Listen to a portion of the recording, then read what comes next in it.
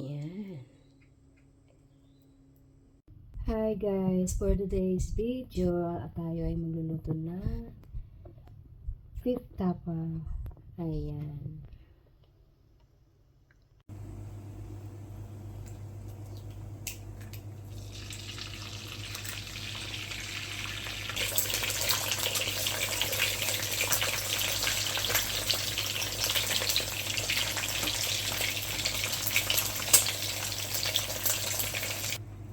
So yun guys, ito yung minarinate kong beef.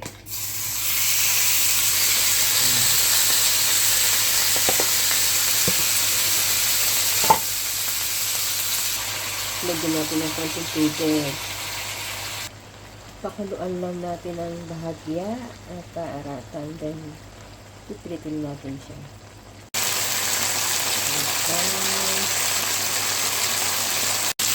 So, lagyan natin ng mantika. I-fry na natin until mag-golden brown siya. Ayan, medyo golden brown na siya.